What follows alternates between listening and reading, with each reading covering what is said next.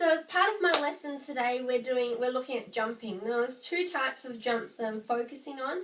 One is jumping for distance and the other one is jumping for height. So firstly we're going to look at jumping for height and the process of jumping for height and how the whole body moves in order to get us up to the best height. I'm going to do it side on so you have the best view of what my arms are doing in the process.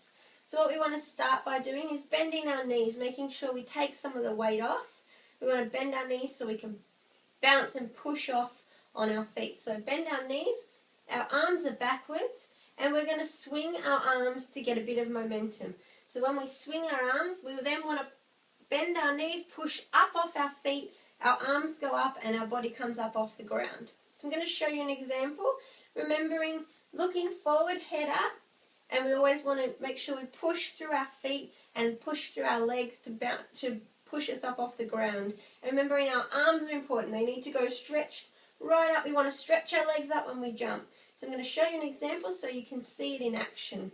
So bend your knees, move your arms and push up and down. Remembering when we land that we need to bend our knees when we land to take some of that force back off our legs.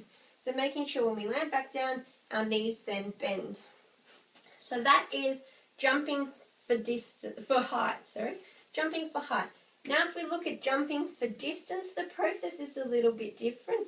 We want our feet to be shoulder width apart. We are still bending our knees, so we're still taking some of the weight. Now when we jump for distance, our arms are still going to help us with momentum and pushing us forward. So we want to remember we're going to use our arms to jump us along. So what we're going to do is we bend our legs, arms are moving, and when we go to take off, we want to push our body forward. And remember to push your arms forward as well to get that momentum going. So I'm going to show you an example of jumping for distance.